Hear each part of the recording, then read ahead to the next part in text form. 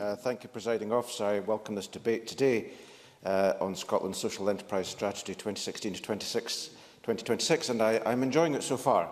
And I hope the rest of the debate is as stimulating as the contributions we've heard so far. This is a useful publication. I think it sets a clear path for social enterprises over the next decade, and as the Cabinet Secretary acknowledged, these are of growing importance in contributing to Scotland's economy. They're also a part of a wider social economy, which, as the European Commission defines it, exists to make profits for people other than investors or owners. And this social economy includes cooperatives, mutual societies, non-profit associations, foundations and social enterprises. The social economy is a core part of green politics, and it's why our amendment today reflects a broader analysis of the role that social enterprises can play in the economy. Across the EU, there are 2 million social economy enterprises, representing 10% of all businesses in the EU. More than 11 million people, about 6% of employees in the EU, work for social economy enterprises. And in addition, up to 160 million people across Europe are members of social economy enterprises, mostly in banking, retail and agricultural cooperatives.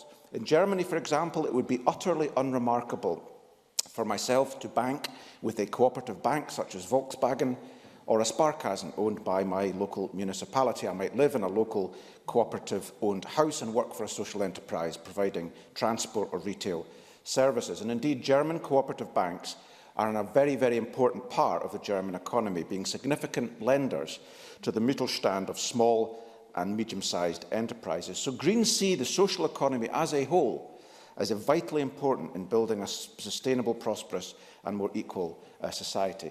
As the Social Enterprise Strategy highlights, social entrepreneurs are driving innovation and identifying business opportunities, particularly in areas where the public and the private sector are not able to do so. For example, in my own region in Lothian, there are 967 social enterprises working daily in communities. These include East Lothian Roots and Fruits, which work to tackle rising inequalities in delivering low-cost fresh fruit, vegetables and tinned foods to around 300 customers across 19 towns and villages. This enterprise, which celebrated its 20th anniversary this year, also operates as a health promotion project by encouraging people to get involved in local food co-ops, as well as taking part in practical cookery and gardening workshops. In Midlothian, the Furniture Recycling Project provides vital employment and volunteering opportunities whilst reducing landfill waste by recycling furniture and white goods to homes in the local community.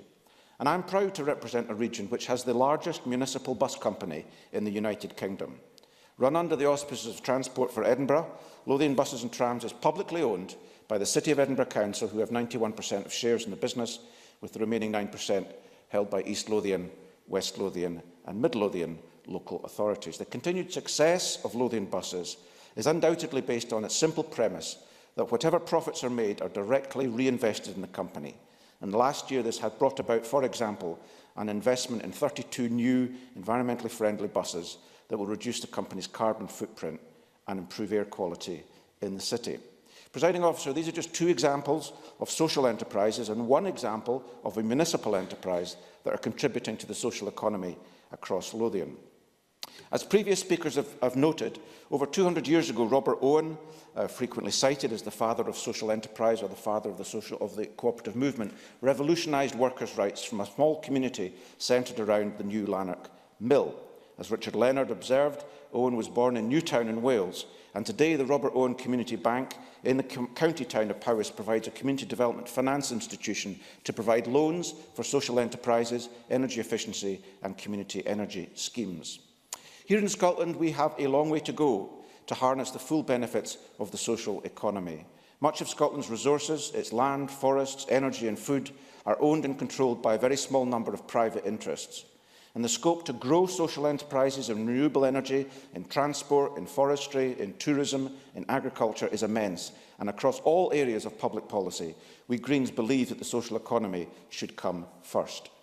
We fully support the Social Enterprise Strategy's ambitions to nurture social enterprises to be, and I quote from the document, at the forefront of a new wave of ethical and socially responsible business in Scotland.